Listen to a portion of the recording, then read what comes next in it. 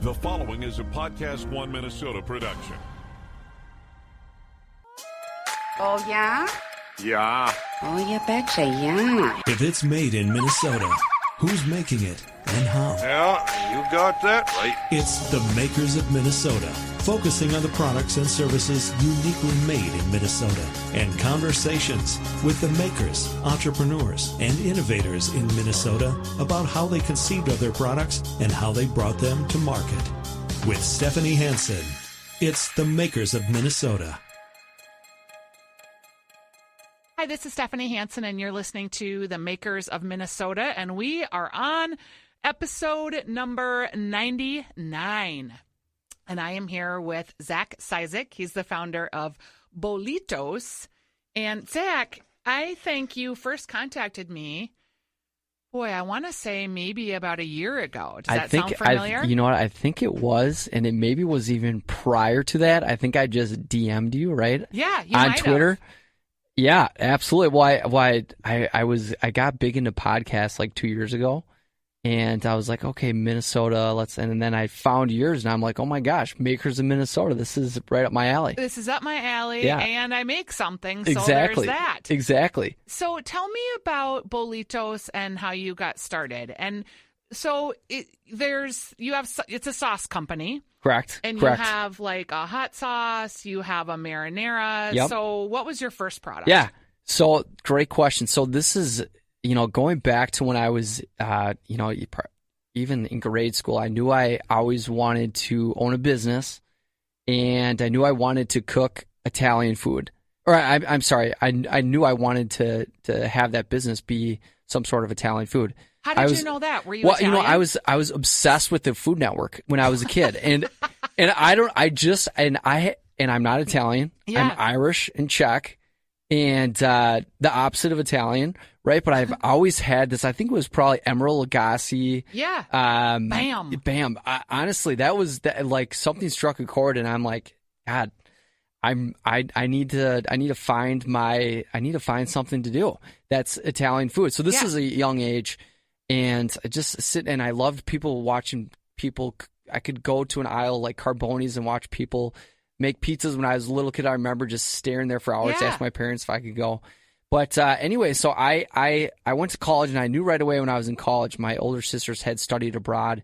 And I said, one of my favorite things about going to college is, or I shouldn't say one of the favorite things, one of my prereqs was that I'm going to study abroad in Italy. Sure. So I picked out a college that had a Italy study abroad program. And so I went to Florence, Italy, and this is the summer of 2010. Where'd you go to college? I went to college at St. Mary's University in Winona, Minnesota. So, right. Yeah, local. I shouldn't say local, but within, local. Fairly local, yeah, sure. Fairly local. So anyways, I went to Florence and was there for a month, but it was in the summer, and I had this sandwich called a panini cone bollito, and I'll never forget. It was sold at like a local market. They'd set up every day across the street from the apartment that I was living in, and there was always a line. And so I was like, the second day I was there, I'm like, let's check out this sandwich, and I had it, and a light bulb went off. I'm like, I think I'm going to learn how to make this sandwich. It was that good. I literally went to that sandwich shop like probably 20 times because I'd take some notes. What was in the sandwich? So it's bollito actually translated in Italian means boiled, but it's a specific kind of, this is how I relate it to, how we do barbecue, we slow cook in America, right? Whether it be on low heat. The bollito, it's a similar concept, but they boil or slow simmer a tough piece of meat, right?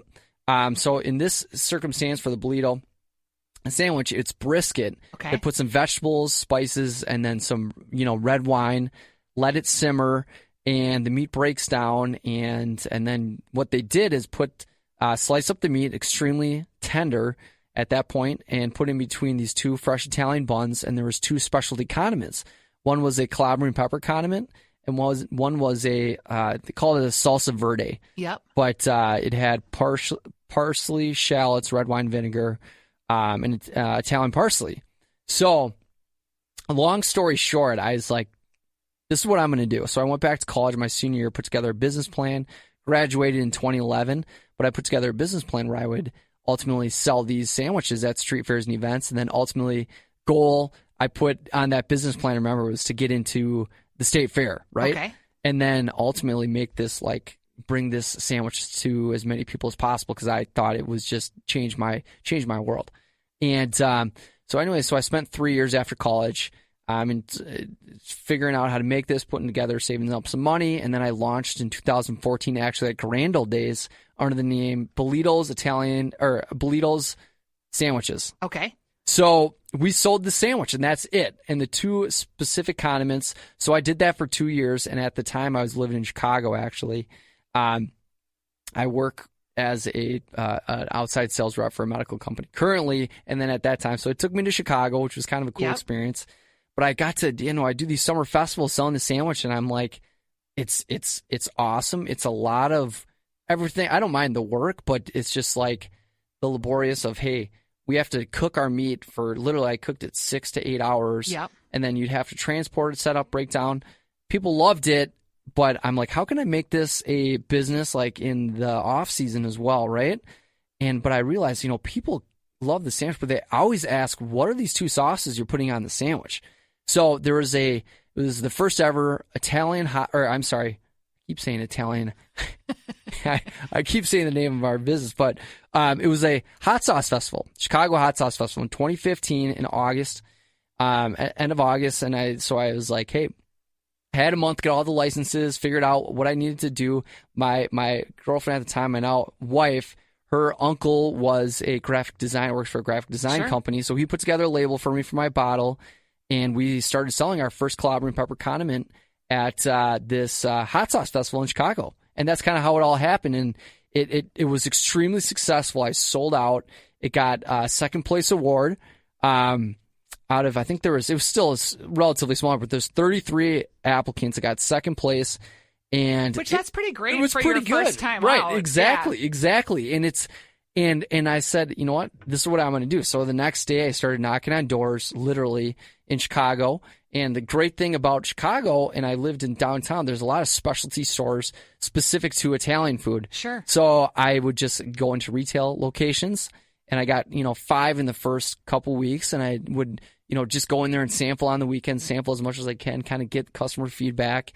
And then, so that's kind of how it all started. Yeah. Yeah. So that's a pretty funny story. Yeah. And so you abandoned the sandwich notion and just stuck with the sauce. I did. Well, so I did. Well, I still, in the back of my mind, I'm like, oh, should I do it? But then things kept happening where I'm like, within the first 4 months, I got an opportunity to pitch it to Whole Foods, which I'm still at the time, I'm like, hey, it's the sandwich company. But then, Whole Foods, I pitched it to them. They loved it. And they're like, can you be in all the Midwest stores? And I'm like, oh my gosh, how am I supposed to manage? At the time, I didn't really know anything about what I was getting into. Sure. But so I think around that time, I was still going back and forth. But then probably in the start of 2016, I decided just to go all in on sauce. Yeah. And I had in my back of my mind, hey, we this green sauce we have, and that's our pepperoncini sauce. Was essentially the same as that salsa verde, which we put. This sauce right here is fresh parsley, Italian parsley, and then pepperoncinis. So the same pepper. Let's say this is how I equate it. People, if it's in like a Greek salad, those peppers, or the pepper that you get on a Papa John's pizza, right? Those peppers. Yeah, I do too. And I was like, you know what? There's no sauce. There's no true Italian condiment. And I don't like to say ours is a hot sauce. We're actually changing the bottle because I think it's we use peppers and it's a hot sauce, but it's more than that. And it's more of like a briny sauce. Exactly. Great point. Versus like just straight hot. Yep, 100%. So it's more, I feel like it's cliche in the hot sauce environment. Where it's like, we're all about the flavor and not the heat. But I think we don't even fall. And so I've done a few shows where we've done, hot sauce where it's. You're not really on the Scoville range at all, I would assume. No. And extremely large calabrian pepper sauce has a little bit of bite to it. But it's nothing will tear your head off. But then, so I did a couple of these, shows at, hot sauce specifically. Yep. You got your habanero, all these ghost pepper sauces, and then it was us. And I was like, that's not really our niche. But there's this company called Blaze Pizza, and I have the tendency, as I direct messaged you, to direct message anyone because I think it's so cool. Some of the time people will respond to you. So there's this Blaze Pizza. I love your enthusiasm and your salesman hat. Oh, It's yeah. awesome. I mean, that's what I do in my day job, if you will. And this is kind of my passion, which I'd love to, hopefully soon we'll be able to go full time. Long story short, I emailed this Blaze Pizza, the founder of Blaze Pizza on LinkedIn. And, he said, send me some sauce, sent some sauce to him. And this is this franchise they have all around the country. There's one in Dinkytown, I believe. LeBron James is a partner there. Anyway, so he said he got the sauce. He called me the next day, and he said, "Hey, can you come to Las Vegas in 4 days?" And I was like, "Okay." Like, there's this. It's called the International Pizza Expo, and I think this would be a perfect fit. I mean, there's nothing really like this. And I said, "Okay." He goes, I can get you a booth for free. I know someone who will split a booth, and literally they'll give it to you, half of it for free. I'm like, awesome. So I flew down there, and I'm sitting at this International Pizza Expo, which is a huge event. And I had no idea, but it was the coolest thing. Like, think about people coming from Italy. They're serving Neapolitan pizza, any style pizza. There's tomato vendors. And I'm like, this is it. So I've gone to the International Pizza Expo, and now I've gone to the Northeast Pizza and Pasta Expo out east, and we'll be doing that again. And we've connected. We private label with a large Neapolitan pizza chain. But really, I feel like our niche is pizza for our Calabrian pepper sauce. Again, why ranch? Why sriracha? Why Cholula? Hey, that's all great, but this it's uniquely pairs with pizza. Not just if it's like a ranch, you're not going to go to Punch Pizza and dip in a ranch, right? You want more of a authentic and a flavor, and it's where it's actually flavorful, and it pairs really well with pizza. So that's kind of what we've gone to now. So you've got a marinara now. We've got a marinara. So is this new? So this is new. This is new, and kind of sticking into the idea of, the cool thing about, and going back to our Calabrian pepper sauce, and this is kind of the foundation of our business, is we want to source the highest quality of ingredients grown in Italy when possible and throughout the Mediterranean in order to make the most delicious condiments and sauces. With that being said, our Calabrian peppers, they're grown in southern Italy, in Calabria, literally. Yep. We have a unique partnership with this family in Chicago who is started, this is a second generation Italian importing company, and they have great relationships in southern Italy. So we get these imported and in this brine, all natural brine, and that's what truly sets us apart. I think our sauces is the uniqueness of where we source our ingredients. So with the tomato sauce, I wanted to stick with that. We get it from the San Marzano, actually certified DOP San Marzano tomatoes, which are high quality. San Marzano is a region in Italy who tends to produce the best tomatoes for canning and cooking. Exactly, and they're just delicious. Exactly, and people always ask me too, logistically, and I've learned, hey, what if you were to plant a crop, work with an organic farm or whatnot?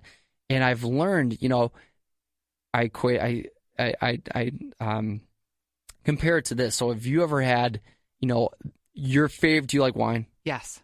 Where's the best wine that you've had? Probably Croatia. Croatia, right.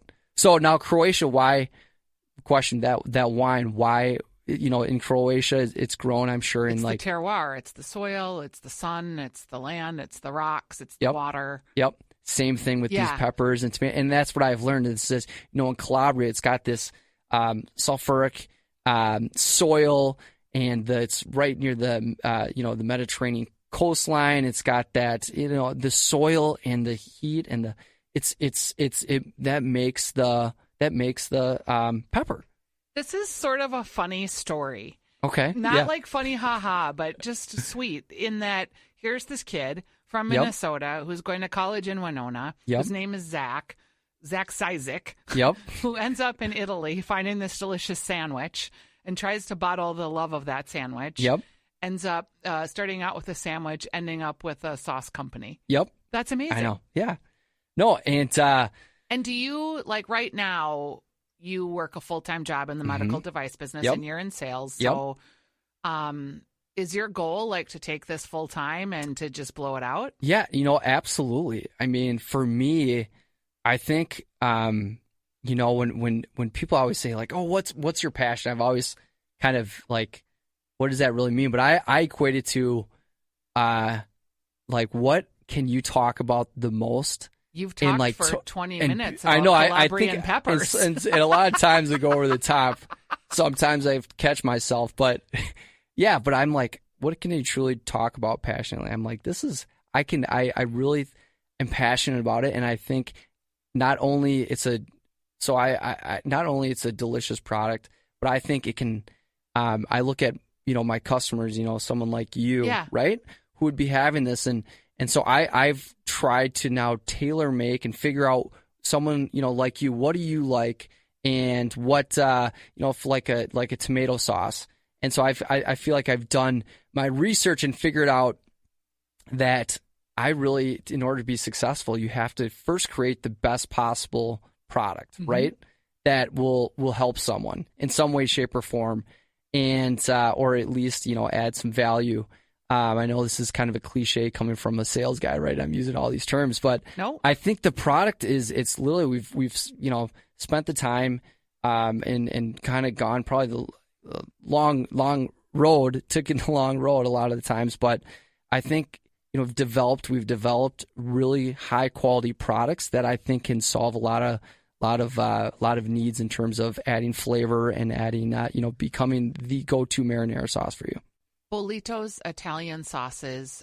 There's the pepper sauces. There's the Calabrian pepper marinara.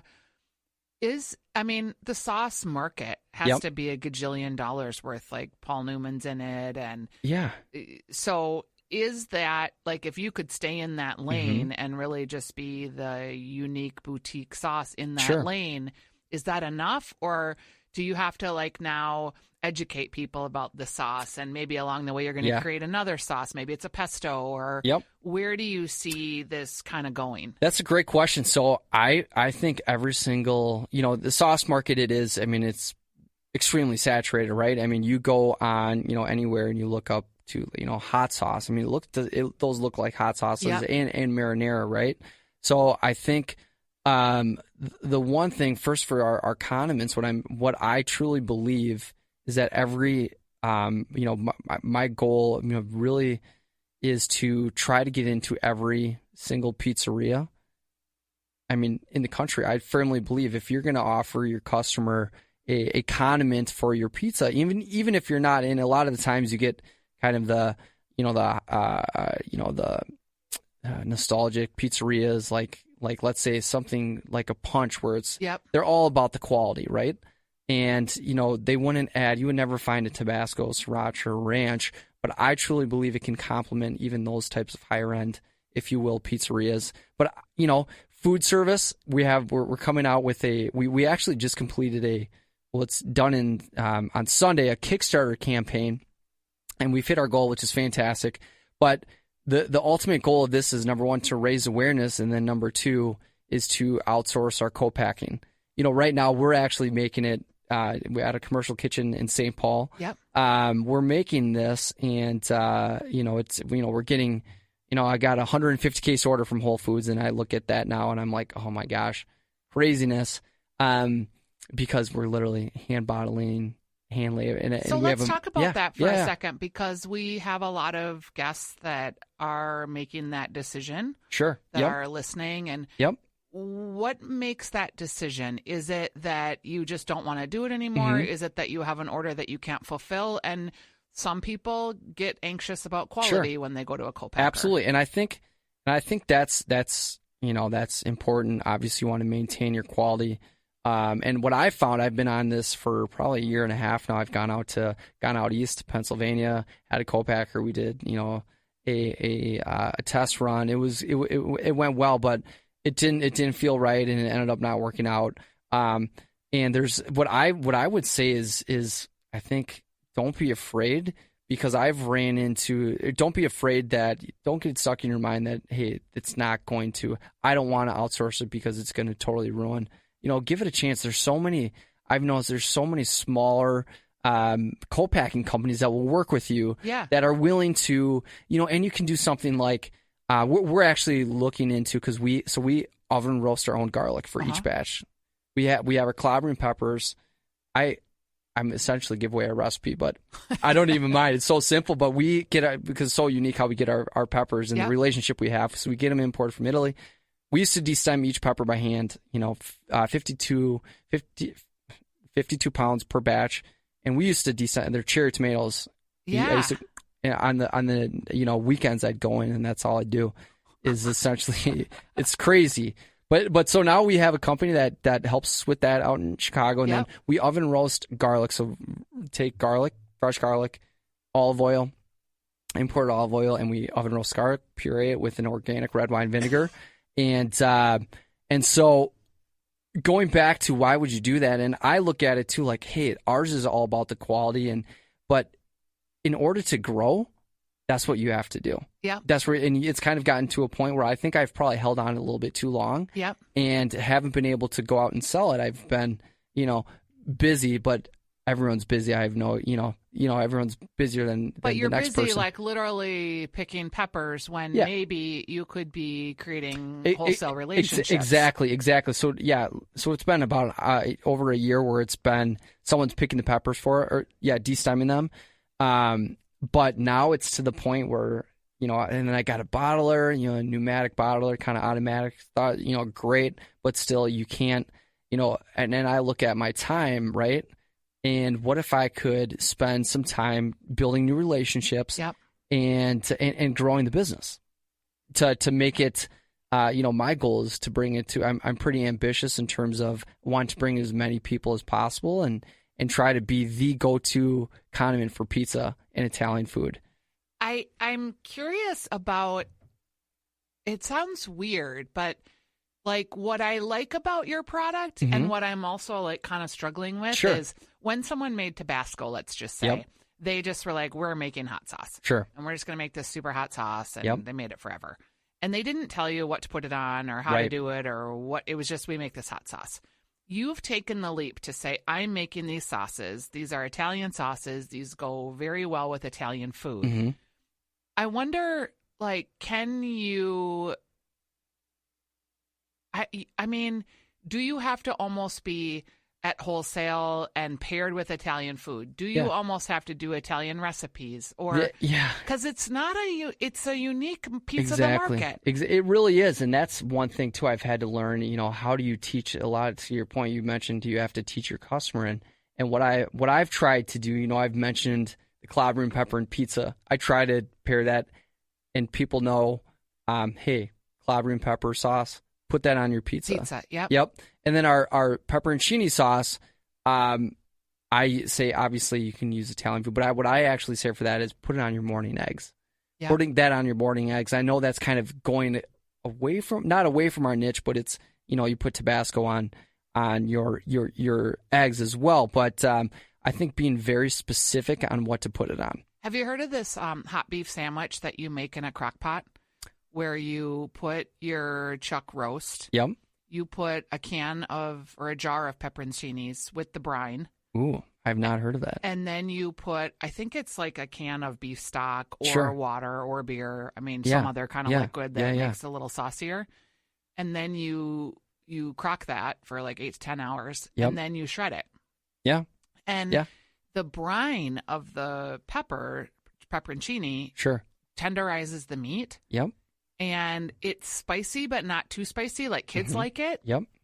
I wonder if that's like the next, not to turn you back into a sandwich maker. Hey, I'm looking at this sauce and that's all I can think about. No, and I think you've got a point there. How I can make this like delicious hot beef sandwich with this delicious exactly. sauce. And that's kind of I think our clobbering pepper condiment, I think we've got that lined up with the pepperoncini. It was not just another SKU, but we added a green sauce to our sandwiches, but it didn't have pepperoncinis. It just had everything except for pepperoncinis. And we're like, hey, let's add, there's no real hot sauce or Yeah. condiment that uses pepperoncinis. But that one's more into the eye of the beholder, but I might have to try out that recipe. Can you tell me a little bit about the specifics of Kickstarter? It's Absolutely. gotten a good rap, a bad rap, Sure. everything. People are like, if you're going to do a Kickstarter, it's a full-time job for 6 weeks. Yep. Are you ready for that? Would you say that's true? Yeah, you know what? The one thing I did it successfully. My How much goal money is did you ask for? 10,000. Okay. 10,000. And the one thing, usually I am one to just jump in. Yep. And not kind of organize and just say, hey, let's go for it. Yep. But this one I kind of did my research, and to your point, I think the one thing that was really important is learning about the process of Kickstarter, and I think the more that you have in place, in terms of, the more learning that you can do on the front end, the more successful your Kickstarter is going to be. There's this Kickstarter podcast. It's just for Kickstarter campaign that I've been listening to for the past 6 months, and that's been really helpful. But I think really one thing that I learned, two things that that made it successful. Number one, we did I should say three things. I found a videographer in the Twin Cities.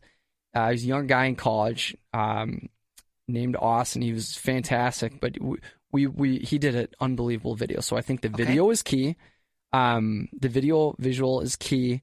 And number two is we had you need to show like an immediate burst in terms of, as soon as you start, you want to get on people's radar. So jump to like 20% with one day, right? So with that being said, we hosted a Kickstarter party, a launch party, and we had friends and family. So I think the first day we were at like $3,000, and we invited. It was a local brewery in St. Paul, and Dual Citizens, fantastic spot. And we bought pizza for everybody, and we bought beer for everybody. And I think that brought people in, but we asked people to share the campaign if they'd be willing to make pledges. Yeah. But I think it was a really big thing. Is you're right. You can't do it. I mean, you can scrap it together, but I think just to think it, be well thought out. And then the other thing, really tap into your network. Is that hard for you to ask for people to give you money? No. Why do you think it's not hard for you? I don't think it's hard for me because I think it's I think I'm actually offering something of value, and I truly believe in it. And I think that they are going to take a lot from that.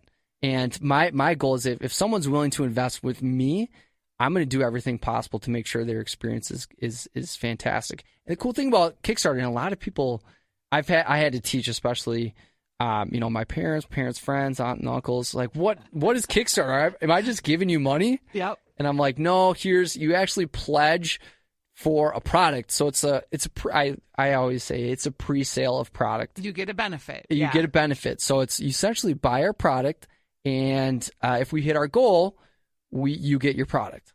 Yep. So the one thing I did, and I kind of had to bite my tongue, so everyone's got Facebook, right? Yeah. And you've got your Facebook friends.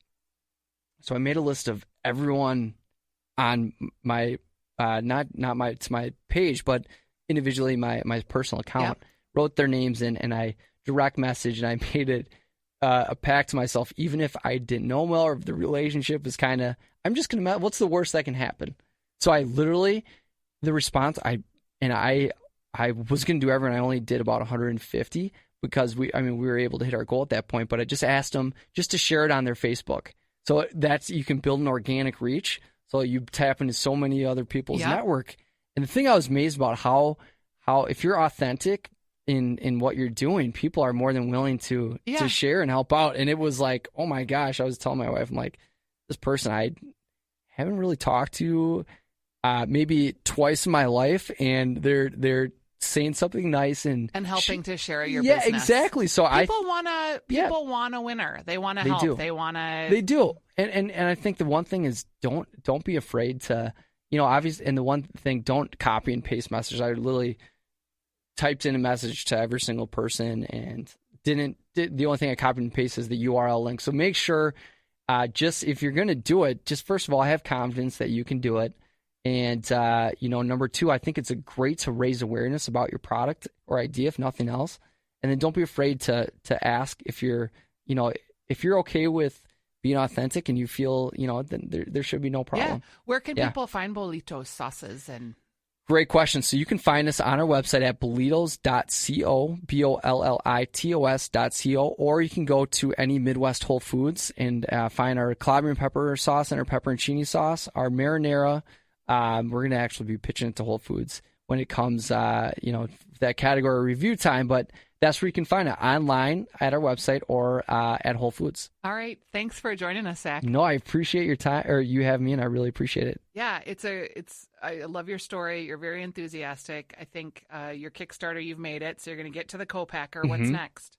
So what's next is to, get it rocking and rolling with the co-packer, pack our condiments into food service sizes. And I think what we have a great opportunity is getting into Italian restaurants, pizzerias in large food service sizes. Pizza domination. Yeah, exactly. Pizza domination. That's where we're going.